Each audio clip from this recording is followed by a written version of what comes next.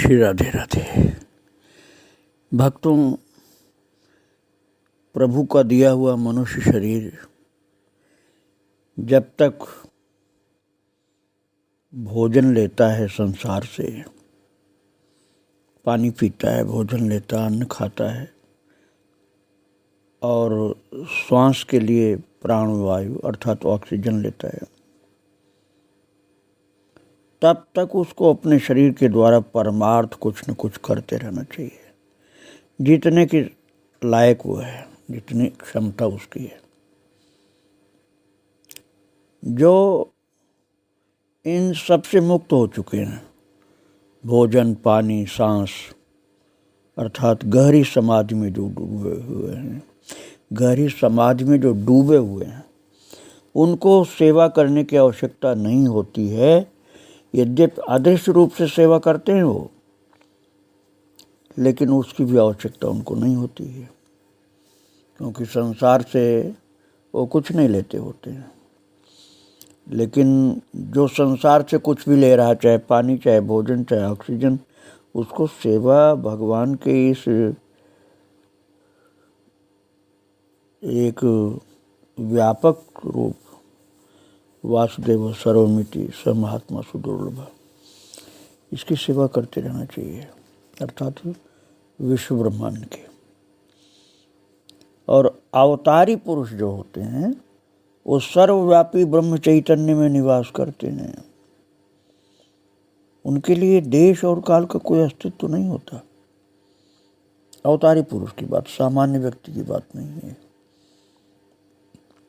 और मैं आपको सुना रहा था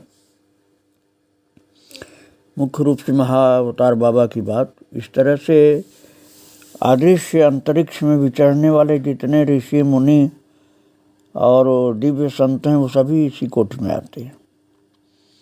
वो अपने स्थूल शरीर को, जो महाअवतार बाबा तो धारण किए थे, शताब्दी दर शताब्दी अर्थात हजारों वर्ष बीत गए, अभी उसी शरीर को धारण किए हुए हैं, सुरक्षित, उससे सेवा करते हैं। उसका एक ही कारण है, मानव जाति को उसकी अपनी संभावनाओं का ठोस उदाहरण प्रस्तुत करने की इच्छा, अर्थात मानवता के हित के लिए उस शरीर को धारण किए हैं। लेकिन जो शरीर छोड़ देने के बाद भी सर्वव्यापक विराजमान है, जैसे लाहिड़ी जी मैंने बताया था, ऐसे अनेकानेक संत हैं। मैं आपको बता चुका हूँ जितने ऋषि मुनि हैं और जितने उच्च कोटि के संत हैं, शरीर छोड़ने के बाद भी आज हैं। वो भी परोपकार करते हैं, पात्रता देखकर करते हैं।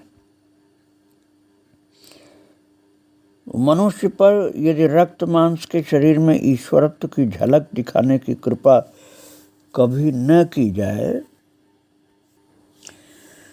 तो महाराज अज्ञान के भ्रम में वो यही समझेगा कि मरणाधीनता पर कभी विजय नहीं प्राप्त की जा सकती। किंतु ज्ञानी पुरुष जानते हैं। अब आप थोड़ा सा अपने देश की सीमा के बाहर भी चल के देखें, जैसे ईसा मसीह की बात मैं कल सुना रहा था आपको। उनको शुरू से ही अपने जीवन में होने वाली घटनाओं का ज्ञान था। उन अनुभवों से वो गुजरे, अपने लिए नहीं, कर्मों की किसी विवशता के कारण भी नहीं, बल्कि केवल उन घटनाओं का मनन करके सीखने वाली मानव जाति के उत्थान के लिए। और भक्तों, उनके 4 शिष्य भी थे। उन्होंने भी उनकी अवर्णनीय लीला को भावी पीढ़ियों के लाभ के लिए लिख कर रखा था। महाअवतार बाबा संत समाज तो मानता है, भले इतिहासकार नहीं, उनको देखे नहीं मानते। उनके लिए भी भूत, वर्तमान, भविष्य आदि समय की परस्पर संबंधित अवस्थाओं का अस्तित्व नहीं है। प्रारंभ से ही उन्हें अपने जीवन की सभी अवस्थाओं का पूर्ण ज्ञान है। मनुष्यों की सीमित बुद्धि को ध्यान में रखकर ही उन्होंने अपने दिव्य जीवन की अनेक लीलाएं एक या अधिक लोगों की उपस्थिति में ही करने का ध्यान रखा। इसी कारण जब बाबा जी ने शरीर की अमरता की संभावना को प्रकट करने का समय उपयुक्त समझा, तब लाहिड़ी महाशय के एक शिष्य उस प्रसंग पर उपस्थित थे और उन्होंने स्पष्ट शब्दों में राम गोपाल मजूमदार के सामने ये प्रवचन दिया और महाअवतार बाबा के विषय में बताया। सिद्धजन केवल मानव जाति की भलाई के लिए ही अपने वचन बोलते हैं, निरर्थक शब्द नहीं बोलते। और जितना ही बहिर्मुख लोग होगा, अर्थात ज्ञानहीन होगा, प्रपंची होगा, संसार में फंसा होगा, उतना ही निरर्थक वो बोलता रहता है। और एक बार भक्तों ईसा मसीह ने कहा था कि हे परम पिता, मैं जानता था कि आप सदा ही मेरी बात को सुनते हैं, परंतु मेरे आसपास जो लोग खड़े हैं उनकी खातिर मैंने वैसा कहा ताकि उन्हें विश्वास हो कि आपने ही मुझे भेजा है। और भक्तों, राम गोपाल एक संत थे, सोते नहीं थे वो, इसलिए उनके अंदर दैवी शक्ति थी। तो उनके पास योगानंद जी महाराज एक बार गए थे, तो वो बताए कि बाबा जी के साथ पहली भेंट की विस्मयजनक बातें।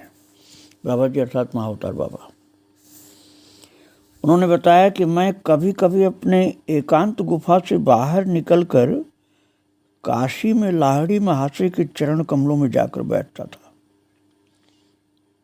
काशी में ऐसा मत आप समझना कि केवल लाहिड़ी जी हुए हैं, अनेकानेक महान संत हुए हैं, क्योंकि वो भगवान शंकर की पुरी है, शिव जी की पुरी है, तो वहाँ पर सिद्धों की कोई कमी नहीं हुई। अब जो इन बातों को नहीं जानते हैं तो काशी को भी एक शहर मानते हैं कि वो एक साधारणतः जैसे सब शहर हैं ऐसे हैं, लेकिन ऐसा नहीं, उसमें दिव्यता है काशी नगरी में। मैं सुनाऊंगा उस विषय में आपको। एक दिन मध्य रात्रि को लाहिड़ी महाशय की बातें बता रहे हैं राम गोपाल जी योगानंद जी को कि एक दिन मध्य रात्रि को लाहिड़ी जी के घर में उनके शिष्यों के बीच बैठकर के चुपचाप ध्यान कर रहे थे राम गोपाल संत। तो गुरुदेव ने अचानक उनको एक चकित कर देने वाला आदेश दिया। देखो भाई, मैं आपको जो बातें सुनाने जा रहा हूँ पूर्ण विश्वास के साथ कि आप दैवी लीलाएं सत्य होती, इस बात को आप मानोगे। प्राकृत जगत की ही केवल सत्यता को नहीं स्वीकार करिए, अब प्राकृत भी जगत होता है, उस बात को आप पूरा विश्वास रखिए क्योंकि सत्य है वो। तो राम गोपाल जी को लाहिड़ी महाशय ने कहा कि इसी क्षण दशाश्वमेध घाट पर चले जाओ। काशी में गंगा जी के किनारे दशाश्वमेध घाट है। तो राम गोपाल संत जो निद्राजयी थे वो तुरंत उस निर्जन घाट पर पहुंच गए। आज निर्जन घाट नहीं है, उस जमाने में निर्जन घाट था वो। तो चंद्रमा के प्रकाश, रात्रि की बात है भक्तों, तो चंद्रमा की रोशनी थी, उस समय बिजली की रोशनी नहीं थी, और तारों की जगमगाहट से रात उजली थी, बिजली नहीं थी उस समय की बात मैं सुना रहा हूँ। तो थोड़ी देर में राम गोपाल जी योगानंद जी को बता रहे हैं कि मैं वहाँ चुपचाप धीरज के साथ बैठा था कि गुरुदेव लाहिड़ी जी ने मुझे भेजा है, कोई बात होगी। तब तक राम गोपाल जी का ध्यान अपने पैरों के पास स्थित एक विशाल शिला की ओर आकृष्ट हुआ, क्योंकि वो शिला धीरे धीरे ऊपर उठ रही थी। तो अब कोई साधारण व्यक्ति होता तो समझता भूत प्रेत है, यहाँ भाग जाता, लेकिन वो तो ज्ञानी पुरुष थे। वो समझ गए कोई दैवी शक्ति यहाँ है। और महाराज जब वो शिला ऊपर उठ गई तो उसके नीचे एक भूमिगत गुफा दिखाई देने लगी, और जब वो शिला हवा में उठी जो थी वो स्थिर हो गई, वो नीचे भी नहीं गिरी। उस पर कोई महान यौगिक शक्ति काम कर रही थी शिला को रोकने में। लग रहा था कि कोई अज्ञात शक्ति ने उसको पकड़ रखा है शिला को। और भक्तों, उस गुफा से एक अत्यंत लावण्यवती सुंदरी स्त्री बाहर आई। आप इसको कपोल कल्पना मत मानना, अभी आपको समझ में आ जाएगा वो कौन स्त्री थी। और वो स्त्री, आप देवी समझिए तो आपको समझने में, क्योंकि देवी माता को तो अर्धनास्तिक लोग भी मानते हैं, अपनी कामना की पूर्ति के लिए पूजते रहते हैं। इसलिए मैं सरल शब्द बता रहा हूँ, देवी माता आप समझ लो। यद्यपि वो देवी नहीं थी, वो एक योगिनी थी भक्तों। और वो बाहर निकल करके आ गई उसी गुफा में से।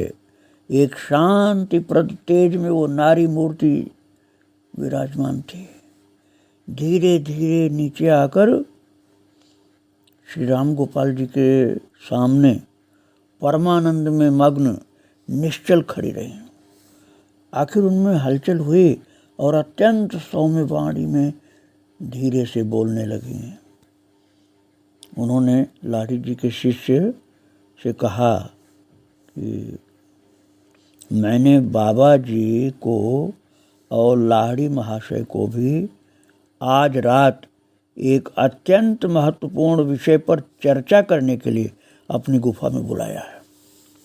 बहुत सावधानी से समझना इस बात को, ये सत्य घटना है, कपोल कल्पित बात नहीं है। काशी भगवान शिव जी की पुरी है ना, उसकी दिव्यता आप सुन रहे हैं इस समय, कि वहाँ योगी किस किस प्रकार से रहते हैं। तो वो जो देवी निकली थी ना योगिनी, उन्होंने कहा कि मैंने महाअवतार बाबा को और लाड़ी जी को एक महत्वपूर्ण विषय पर चर्चा करने के लिए अपनी गुफा में बुलाया है। और एक प्रकाश पुंज गंगा के ऊपर तेजी से उड़ता हुआ आता दिखाई दिया महाराज राम गोपाल जी को, जो वहाँ दशाश्वमेध घाट पर बैठे थे। अपारदर्शी पानी में उसका प्रतिबिंब दिखाई दे रहा था। वो प्रकाश बढ़ता गया दशाश्वमेध घाट की ओर, और कौंध करके चकाचौंध करता हुआ वो देवी माता जो प्रकट हुई थी उन माता जी के पास आकर रुक गया। और तुरंत उसी समय लाड़ी महाशय के मानव रूप में परिवर्तित हो गया। अर्थात वो एक दिव्य प्रकाश पुंज के रूप में आए थे और अब लाड़ी जी दिखाई पड़ने लगे। लाड़ी महाशय ने अत्यंत विनम्रता के साथ माता जी के चरणों में प्रणाम किया। अब आपको मैं बता ही दूँ ये माता जी कौन है। ये हैं महाअवतार की बहन, और ये भी महाअवतार बाबा की तरह से अनेक शताब्दियों से जीवित हैं। आध्यात्मिक स्तर पर वे भी करीब करीब अपने भाई के ही जितनी उन्नत हैं। वे दशाश्वमेध घाट के पास एक भूमिगत गुफा में समाधिस्थ रहती हैं। जब कोई दैवी आदेश मिलता है तभी निकलती हैं, नहीं तो गुफा के अंदर रहती हैं भक्तों। अब आप कहेंगे दशाश्वमेध घाट पर तो हम बहुत बार गए हैं, हमने तो कहीं गुफा देखी नहीं। आप इसलिए नहीं देखे कि वो गुफा परमानेंट रूप से दिखलाई नहीं पड़ती है। कभी वो जरूरत समझते हैं तब खुलती, नहीं तो बंद रहती है। भक्तों, जो एक योगी संत श्री राम गोपाल जी जो निद्रा जयी थे, जो श्री लाड़ी जी के शिष्य थे, वो योगानंद जी को बता रहे थे कि मैं इस आश्चर्य से उबरा भी नहीं था। कौन सा आश्चर्य? कि देवी माता अर्थात योगिनी माता धरती से निकली, गुफा प्रकट हुई उनकी, और श्री लाहिड़ी जी एक तारा की तरह से उड़ते हुए आए और फिर लाहिड़ी के रूप में परिवर्तित हो गए। ये आप एक दिव्य घटना के विषय में सुन रहे हैं, और ये महाराज योगानंद जी ये नहीं बताते तो लोगों को मालूम भी नहीं हो पाता। और उसी समय एक घटना दूसरी और घटी।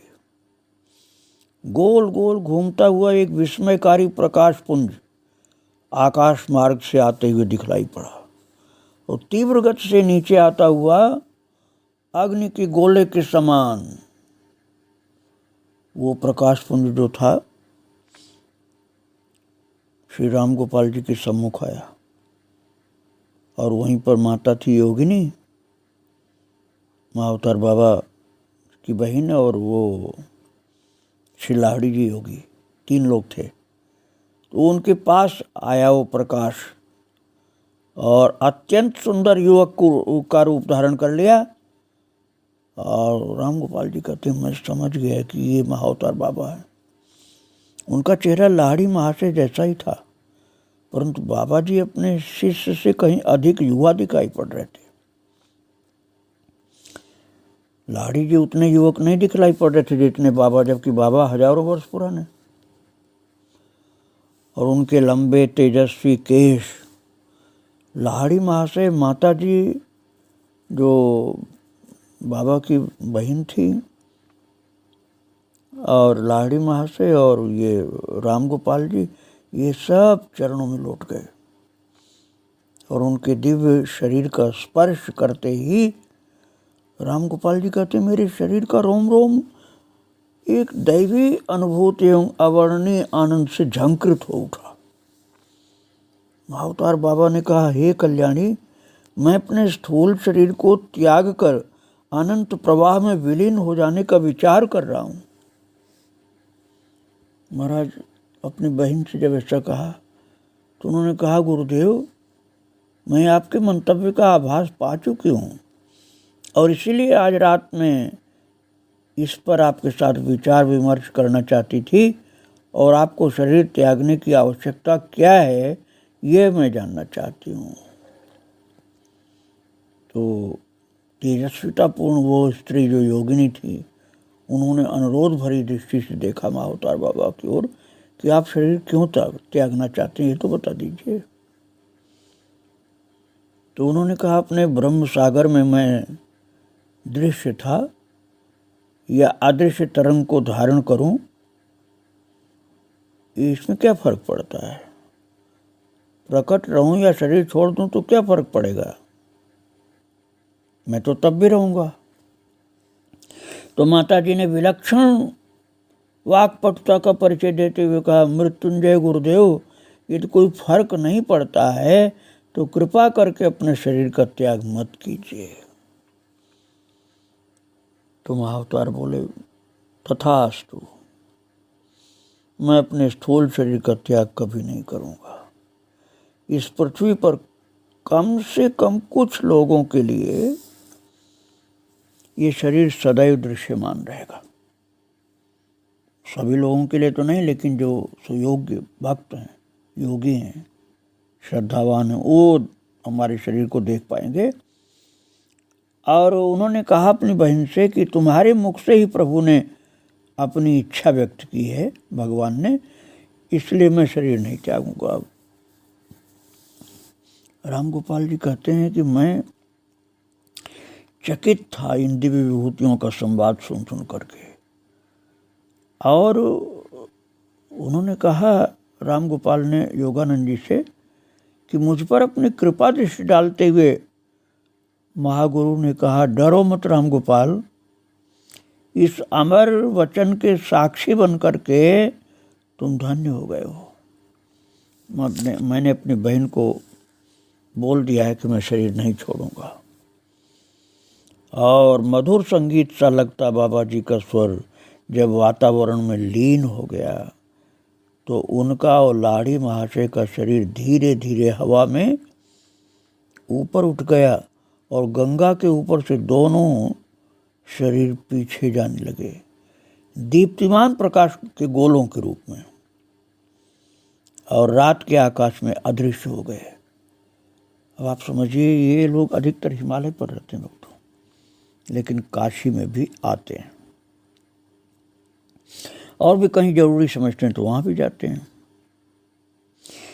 और जो माता जी थी योगिनी मैया, जो महावतर बाबा की दीदी, जो दशाश्वमेध घाट के अंदर की गुफा से निकली थी, उनका शरीर हवा में उठकर गुफा के पास गया और अंदर उतर गया, और शिला जो ऊपर गई थी वो नीचे आ गई और बंद हो गया गुफा का मुंह,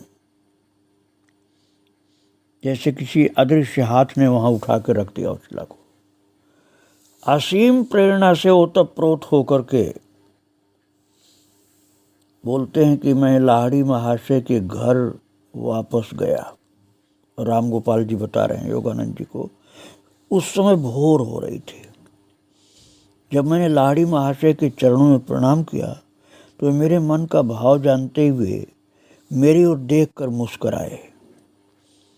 उन्होंने कहा, तुम्हारे लिए मैं बहुत खुश हूँ राम गोपाल, तुमने प्राय बाबा जी और माता जी के दर्शन की इच्छा की थी, तो आज तुम्हारी वही इच्छा पूर्ण हुई। सुंदर तरीके से तुम्हारी इच्छा पूर्ण हुई। तुमने उन लोगों का आपस का वार्तालाप भी श्रवण किया और दिव्य घटनाओं का दर्शन भी किया। तुम्हारे मन में ऐसी बहुत दिन से इच्छा थी कि माता जी का दर्शन मिले, अर्थात महाअवतार बाबा की बहन का दर्शन मिले, जो जमीन के अंदर गुफा में रहती हैं। तो मैंने आज प्रभु की इच्छा से तुम्हारे ऊपर एक कृपा की कि सब कुछ तुमको मिल गया। और वहाँ बैठे अपने गुरु भाइयों से मुझे पता चला कि मेरे जाने के बाद लाहिड़ी महाशय अपने आसन से हिले भी नहीं थे। अब आप विचार करो, और चकित होने की बात। अर्थात लाहिड़ी महाशय, श्यामाचरण लाहिड़ी, जिनकी चरितावली मैं पहले भी सुना चुका हूँ, वो अपने आसन से हिले नहीं, वहीं घर में जहाँ सब संत विराजमान थे बैठे रहे। तात्पर्य उन्होंने 2 रूप धारण किया था भक्तों। 2 रूप धारण करके योगी लोग कई जगह जाते हैं। अरे नीम करोड़ी बाबा भी ऐसा करते थे भक्तों। अभी थोड़े लगभग 50 साल पहले थे वो। तो एक रूप से वहाँ बैठे थे लाहिड़ी जी, एक रूप से पहुँच गए थे दशाश्वमेध घाट। तो उन्होंने कहा कि तुम्हारे दशाश्वमेध घाट चले जाने के बाद उन्होंने अमरत्व पर एक अत्यंत सुंदर प्रवचन दिया। जो वहाँ लाहिड़ी जी के घर बैठे थे ना योगी भक्त लोग, उन्होंने बताया राम गोपाल जी को कि तुम्हारे जाने के बाद तो बड़ा प्रवचन सुंदर दिया, और दूसरे रूप से वहाँ चले गए थे, हम लोगों को पता भी नहीं चला। उस दिन पहली बार राम गोपाल जी कहते हैं, मुझे शास्त्रों के उन वचनों की सत्यता का बोध हुआ जिनमें कहा गया है कि आत्मदर्शी पुरुष एक ही समय विभिन्न स्थानों में 2 या उससे भी अधिक शरीरों में प्रकट हो सकता है। अब भक्तों, एक बात आप समझिए, मेरी प्रार्थना है कि आप ये मत मान लेना कि ये केवल क्रिया योगी के लिए संभव है। ये जो भगवान का विशेष प्रेमी होता है उसके लिए भी ये संभव है कि वो कहीं हैं और कहीं प्रकट भी हो जाते हैं। और मैंने अभी हनुमान जी के परम प्रिय भक्त नीम करोड़ी बाबा का नाम लिया। ऐसे ही महाराज बड़े बड़े महान संत लोग हुए हैं। राम मंगल दास जी और उनके गुरुदेव वेणी माधव दास जी, और महान सखियाँ भगवान की, ये लोग भी इसी तरह से क्योंकि भगवान की शक्ति इनके पास रहती, जो योगी के पास है वही शक्ति भगवत प्रेम के कारण इनके पास। तो राम गोपाल ने अपनी बात का समापन करते हुए योगानंद जी से कहा कि बाद में लाहिड़ी महाशय ने इस पृथ्वी के लिए ईश्वर की गुप्त योजना से संबंधित अनेक आदि भौतिक तत्वों को स्पष्ट करके बताया, और ईश्वर ने बाबा जी को इस वर्तमान कल्प के अंत तक इस संसार में सशरीर रहने के लिए चुना है।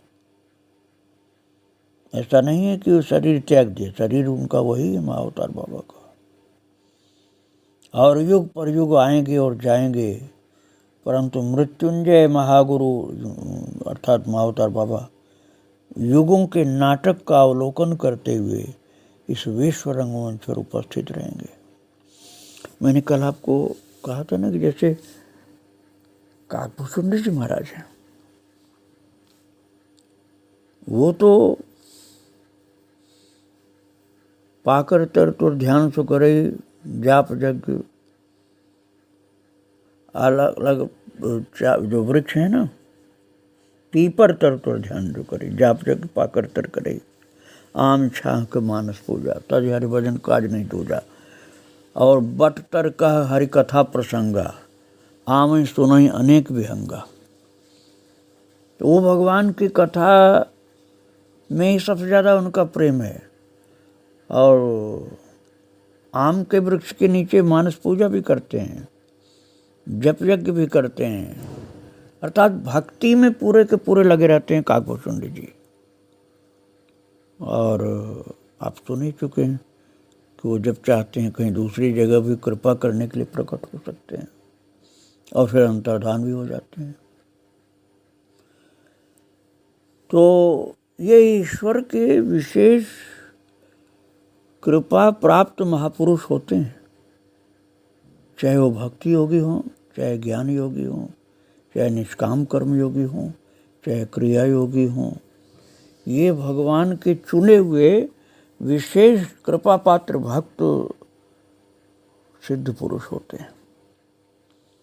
इनके चरित्र को पूरा बताना समझना साधारण बात नहीं। इसीलिए जिसकी श्रद्धा कमज़ोर होती है वो सोचता है ये झूठी बातें हैं, गप मार रहे हैं, न जाने क्या क्या बनावटी बातें। ये सब नहीं है, ये सत्य है, लेकिन अभी धारण करने की क्षमता आप में होगी तभी कुछ समझ पाओगे, नहीं तो कहोगे झूठी बातें। इन योगियों का संपर्क जीवन में कभी मिल पाए तब तो तुरंत विश्वास हो जाएगा आपको कि ये झूठी बात नहीं, ये सत्य बात है। आगे मैं फिर आपको सुनाऊंगा।